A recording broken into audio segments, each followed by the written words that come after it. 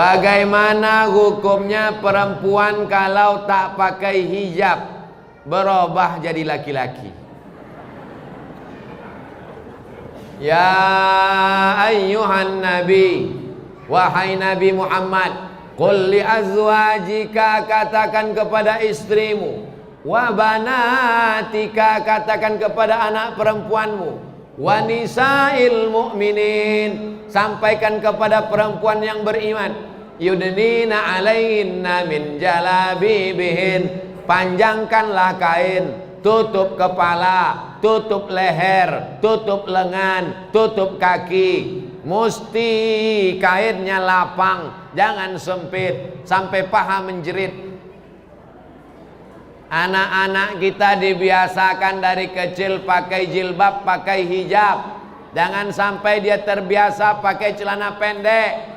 Kita akan dituntut di hadapan Allah. Bapaknya rajin tarawih, bapaknya khatam 30 juz, bapaknya sholat tahajud, emaknya berjilbab panjang, anak gadis dibiarkan celana pendek, maka dia tetap akan dituntut. Kullukum ra'in, setiap kamu pemimpin, wa kullukum mas'ulun an ra'iyati, setiap kamu akan ditanya di hadapan Allah. La yadkhulul jannah, tak masuk surga. Siapa yang tak masuk surga? Dayus. Siapa dayus itu ya Rasulullah? Alladzi la yagharu ala maharimihi, orang yang tak ada rasa cemburu kepada mahramnya. Anak gadisnya pakai celana pendek, dia diam aja. Pak Haji, anak Pak Haji pakai celana pendek, kurang pendek lagi. Ustadz Somad enak saja bicara begitu. Ustadz Somad ngomong begitu kan karena tak punya anak perempuan. Betul, anak saya laki-laki, tapi keponakan saya perempuan. 2 orang keponakan kemanakan nambo perempuan. Wajib pakai hijab, wajib pakai baju panjang, wajib menutup aurat. Kalau mau datang ke rumah ambo, ikut aturan ambo. Lebih baiknya benci pada ambo di dunia daripada nanti di akhirat ambo dibenci Allah Subhanahu wa taala. Mau dikatakan keras silakan, mau dikatakan radikal silakan.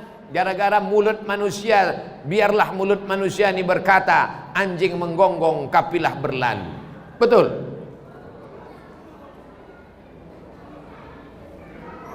Bagaimana pendapat Ustadz maraknya pesantren yang banyak kajian yang tak sesuai dengan kebiasaan ibadah di tempat kami selama ini? Misalnya larangan mentalkinkan mayat. Mentalkinkan mayat sesudah masuk kubur, hadisnya diriwayatkan sahabat Nabi, namanya Abu Umamah Al-Bahili. Jenazah kalau sudah dikuburkan dibacakan talqin. Status hadisnya hadis hasan. Kata Imam Al-Hafiz Ibnu Hajar Al-Asqalani, hafalan hadisnya 300.000 hadis. Nama kitabnya Talkhis Al-Habir. Orang yang mati, meninggal dunia, dikuburkan, dibacakan talqin. Hadisnya riwayat Abu Umamah Al-Bahili. Membacakan talqin itu sunnah. Begitu disebutkan. Hadisnya hadis hasan. Kenapa kita masih goncang? Apa yang membuat kita goncang? Ustadz-ustadz dari Kampar Kiri. Ada Ustadz Dr. Zul Ikrami, S1 Azhar, S2 Sudan, S3 Sudan, dosen UIN, Ahlussunnah wal Jamaah, alirannya sama. Masalah khilafiyah ini biasa. Yang penting dalil. Ada dalilnya, ada hadisnya, ada fatwa ulamanya. Amalkan. Kenapa kita goncang? Kenapa kita goyang? Kenapa kita macam pucuk eru? Kenapa kita macam baling-baling di atas bukit? Begini kata orang, goyang. Begini kata orang, goyang. Berarti tak punya pegangan.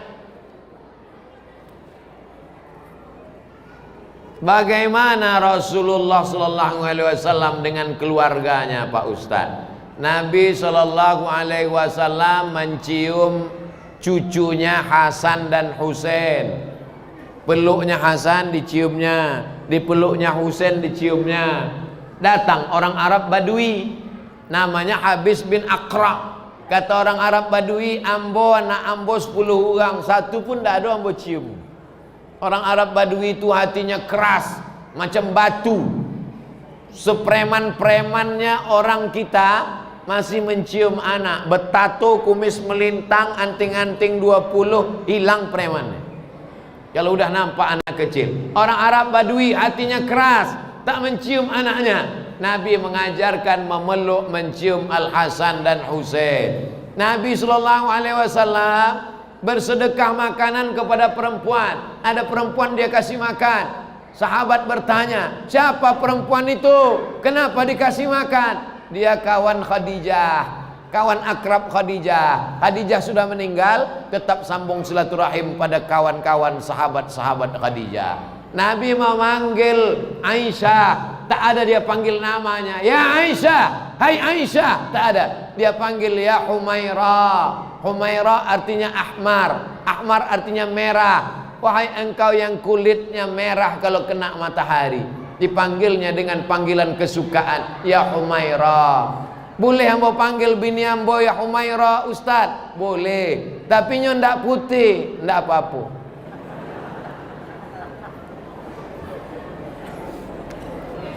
Di masjid kami uang kas anak yatim banyak. Tolong Ustadz jelaskan batasan usia umur anak yatim.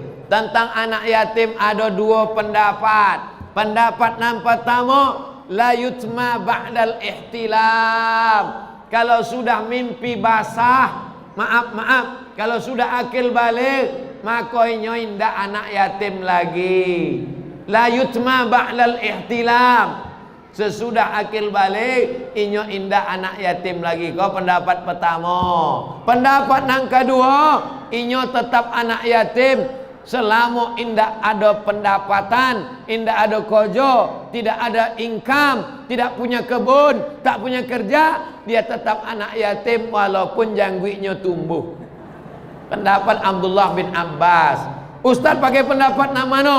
Ambo pakai pendapat nan iko. Kalau sudah akil balik inyo indak yatim. Kenapa Ustaz nak pakai pendapat iko? Kalau ambo pendapat iko, ambo khawatir sodon nama jangwi datang nak minta jatah anak yatim.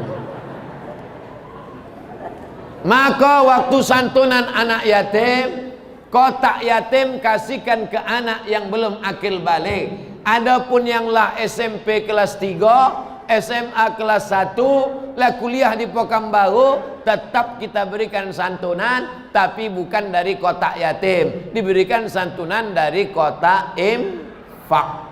Kotak mesti ada dua, kotak yatim, kotak infak. Yang yatim untuk yatim, yang infak untuk infak. Jangan kasih duit yatim setahun sekali.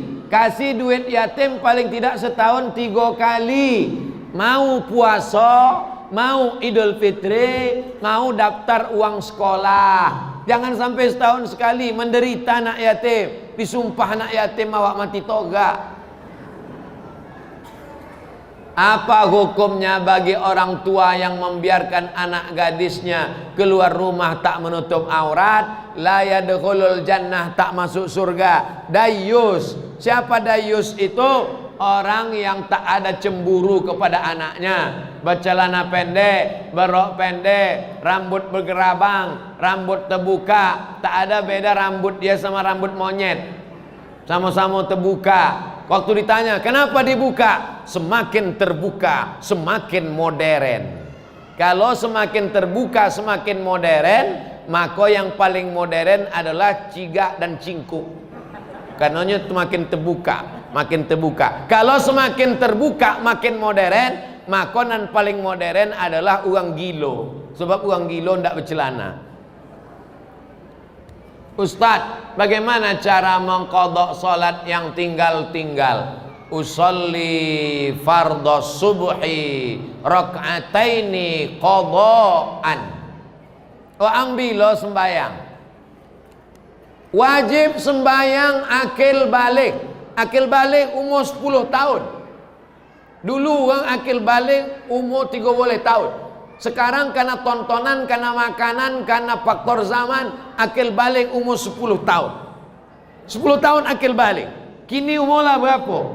Sampai 10 tahun. Berapa tahun tinggal sembahyang? Baru pagi tadi sembahyang. Kalau begitu sembahyang tinggal 30 tahun. umur 40 tahun. Masa kanak-kanak setahun tak dihitung. Berarti nyo bau sembayang umur 40 tahun, 30 tahun tak sembayang. Bagaimana cara mengqadaknya? Mengqadak salatnya sesudah sembayang sekali, qadak sekali. Habis sembayang isya tadi, qadak. Usolli fardal isya arba'a raka'atin qadaan. Sedangkan yang awak tadi usolli fardal isya arba'a raka'atin adaan. Lebih utama mengqadak daripada solat sunat. Tapi orang yang mengqadak tetap boleh solat sunat. Mana yang lebih didulukan? Qadak apa solat sunat? Qadak dulu. Habis sembahyang isya, qadak dulu. Habis qadak baru solat sunat. Tak sampai buya, waktu pendek qadak saja. Solat sunatnya tidak. Tapi kalau waktu panjang, solat sunat. Habis sembahyang subuh, qadak. Habis solat subuh, qadaknya di rumah, jangan di masjid. Mereka ditengok orang, ana ada ba'diyah subuh.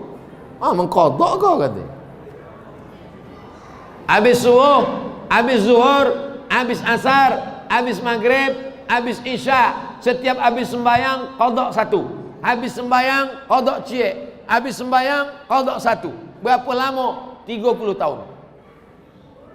Qadak tahun 2021, lunasnya 31 sampai 151. Kalau meninggal tahun 2030, alhamdulillah lunas pemutihan. Berat ini Pak Ustaz. Siapa bilang agama Islam ini berat? Agama yang berat adalah umat Nabi Musa. Zaman Nabi Musa kalau ada orang berdosa, faqtulu anfusakum, bunuhlah dirimu, fataba alaikum, taubat kamu diterima Allah. Cara taubat umat Nabi Musa membunuh. Berdosa, cari kawan yang sama-sama berdosa. Wang ada dosa? Enggak, cari lagi. Wang ada dosa? Enggak, cari lagi. Wang ada dosa? Ada. Ambil parang. Sama-sama. 1, 2, 3. Mati. Baru diampunkan dosanya. Islam sembahyang, ambil wudu, mandi taubat, salat, qadha. Bukan berat salat, tegak, ruku, sujud, tegak, ruku, sujud, tasyahud, tegak, ruku, sujud, tegak, ruku, sujud, salam. Badan sehat, hati tenang, badan bersih. Jangan merasa ibadah ini berat. Berawal dari keterpaksaan, lama-lama menjadi kebiasaan, lama-lama berubah menjadi ketergantungan, lama-lama merasakan kenikmatan. Berawal dari keterpaksaan, lama-lama menjadi kebiasaan, lama-lama jadi ketergantungan, lama-lama menjadi kenikmatan. Inilah orang-orang yang sudah merasakan nikmatnya ibadah. Sinetronnya tinggal, TV-nya tinggal, handphonenya tinggal, demi datang untuk beribadah ke Masjid Al-Mizan. Mudah-mudahan awak sampai anak cucu awak istiqomah sampai mati husnul khatimah. Ala hadhihi niyah al-Fatihah.